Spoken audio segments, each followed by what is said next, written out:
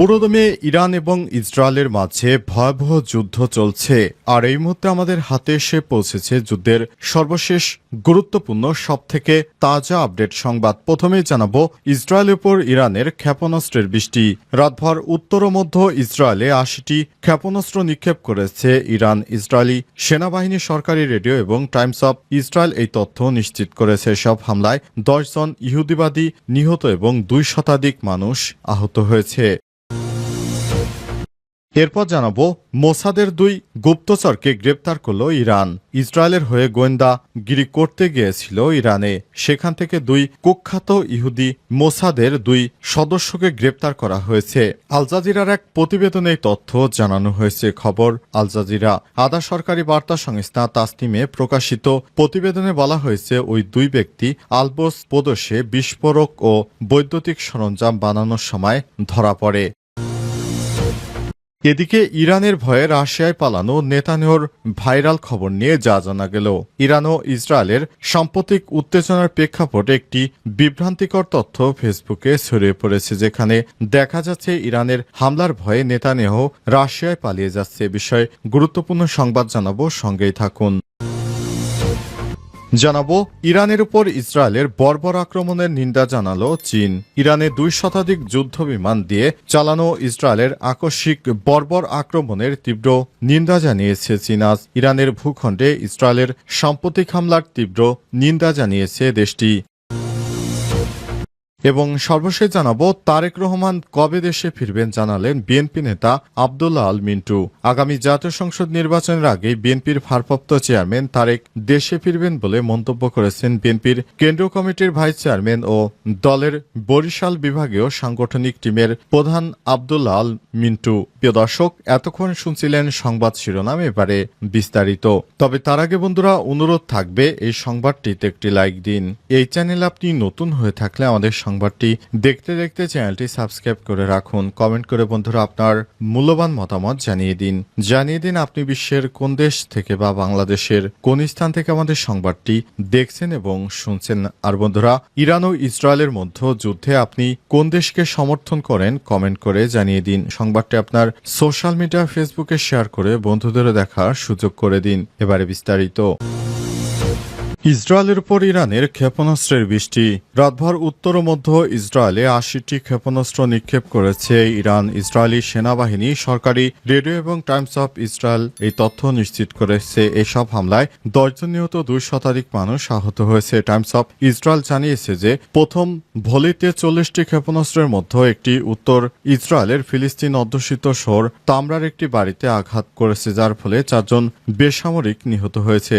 এছাড়াও মধ্য ইসরায়েলে ক্ষেপণাস্ত্র নিক্ষেপ করা দ্বিতীয় ব্যারেজে ৩৫টি ক্ষেপণাস্ত্র ছিল। এর মধ্যে একটি বাতিয়ামে আঘাত করে, যার ফলে কমপক্ষে ৬ জন নিহত এবং প্রায় ২০০ জন আহত হয়েছে। অন্যদিকে রেবো ভোটে আঘাত করে একটি ক্ষেপণাস্ত্র, যার ফলে ৪০ জন আহত হয়েছে। এদিকে ইসরায়েলি সেনাবাহিনী জানিয়েছে যে তারা নিজেদের ভূখণ্ডের দিকে ছোড়া ৬০টি ড্রোনকে বাধা দিয়েছে। তবে এই বিষয়ে ইরানের পক্ষ থেকে তাৎক্ষণিকভাবে কোনো মন্তব্য করা হয়নি। ইরানের সঙ্গে সমন্বয় করে ইসরায়েলে হামলা চালিয়ে যাচ্ছে ইয়েমেনের হুতি বিদ্রোহীরা। হুতিরা জানিয়েছে তারা দখলদার ইসরায়েলি বাহিনীকে ছাড় দেবে না, তারাও ব্যাপক হারে প্রতিরোধ গড়ে তুলবে। ইরানের সঙ্গে তাল মিলে তারাও ব্যাপক হারে হামলা চালিয়ে যাবে এবং এই হামলার ফলে পুরো ইসরায়েল জুড়ে এখন শোকের ছায়া নেমে এসেছে। ইরান থেকে মোসাদের ২ গুপ্তচরকে গ্রেপ্তার করল ইরান। ইরানে ইসরায়েলের গোয়েন্দা সংস্থা মোসাদের ২ সক্রিয় সদস্যকে গ্রেপ্তার করা হয়েছে। তারা দখলদার ইসরায়েলের হয়ে ইরানে ব্যাপক হারে গুপ্তচর বৃত্তি করছিল। এ অভিযোগে তাদেরকে একই এলাকা থেকে গ্রেপ্তার করা হয়েছে। এ সময় তারা ইসরায়েল এর লোক হয়ে ইরানের মধ্য থেকে তারপর দখলদার ইসরায়েলের পক্ষে বিভিন্ন তথ্য আদান প্রদান করছিল এবং তারা ইরানকে কিভাবে ধ্বংস করা যায় এই রুটম্যাপ দিচ্ছিল ইসরায়েলের হাতে। তাই তাদেরকে ইরানের গোয়েন্দা সংস্থার সদস্যরা গ্রেপ্তার করেছে। তবে কিভাবে তারা দেশের মধ্যে এসেছে এবং কিভাবে তারা এই কাজগুলো করছে সে বিষয় এখনো জানা যায়নি। ইরানের অভ্যন্তরে যে যুদ্ধ শুরু হয়েছে সেটি খুবই মর্মান্তিক যুদ্ধ, আর এতে দখলদার ইসরায়েলি বাহিনী খুবই সক্রিয়ভাবে ইরানের বিরুদ্ধে এই কূট রাজনৈতিক কৌশল হিসেবে যুদ্ধ চালিয়ে যাচ্ছে। মুসলিমদের শক্তিশালী রাষ্ট্র ইরানকে দমানোর জন্য ইহুদিবাদীরা আজাদিরা খুব জঘন্যতম আচরণ করছে। তারা ইরানের বিভিন্ন পারমাণবিক স্থাপনাগুলিকে গুড়িয়ে দেওয়ার চেষ্টা করছে, যা সত্যি খুবই দুর্ভাগ্যজনক, যা আমাদেরকে খুবই আশাহত করেছে।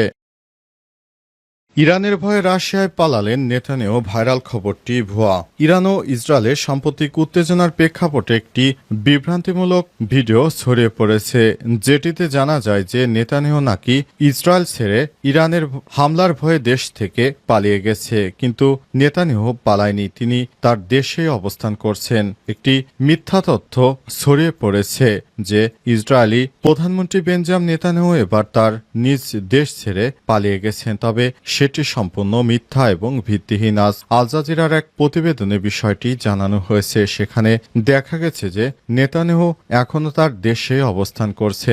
বেঞ্জামিন নেতানিয়াহু তার দেশে থেকেই ইরানের বিরুদ্ধে হামলায় সক্রিয় রয়েছে। রিওয়ার ইস্কানা টিমের অনুসন্ধান থেকে দেখা গেছে নেতানিয়াহু পুতিন সাক্ষাতের দাবিটি সম্পূর্ণ ভিত্তিহীন। ভাইরাল হওয়া ছবিটি এই প্রসঙ্গের নয়, অন্য প্রসঙ্গের একটি ভিডিও এই প্রসঙ্গের বলে চালিয়ে দিয়েছে একটি চক্র। তবে এই চক্রের হাত থেকে ভবিষ্যতে আর যেন এই ধরনের কোনো ছবি বা ভিডিও ভাইরাল না হয়, এজন্য সবারই সতর্ক থাকা উচিত বলে মনে করছে অনেকেই। এখানে নেতানিয়াহুর বিষয়ে যেটি ভাইরাল হয়েছে সেটি মিথ্যা ও ভিত্তিহীন। নেতানিয়াহু রাশিয়ায় যায়নি, তিনি তার দেশেই রয়েছেন এবং ইরানের বিরুদ্ধে তিনি এখনও তার হামলা সক্রিয় রাখছেন। তারেক কবে দেশে ফিরবেন জানালেন আব্দুল্লাহ আল মিন্টু।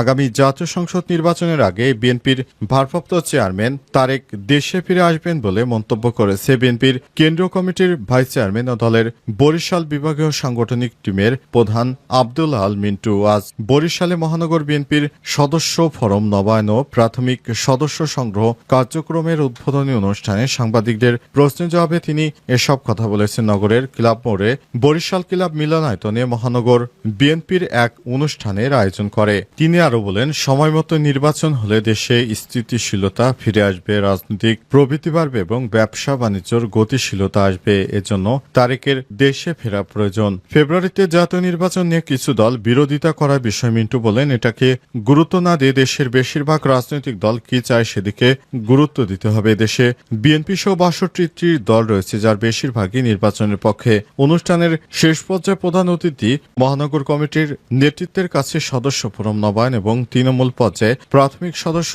ফরম তুলে দেন আব্দুল্লাহ আল মিন্টু এবং বিভাগীয় সাংগঠনিক সম্পাদক আগুন কুদ্দুস রহমান ও মাহবুবুল হক নানু সহ কেন্দ্রীয় এবং স্থানীয় নেতৃত্ববৃন্দ উপস্থিত ছিলেন। এ সময় তারা বলেন, আমাদের নেতা তারেক রহমান খুব শীঘ্রই দেশে ফিরে আসবে এবং দেশের সাধারণ মানুষের পাশে দাঁড়াবে। দীর্ঘদিন ধরে তিনি লন্ডনে রয়েছেন তারেক রহমান।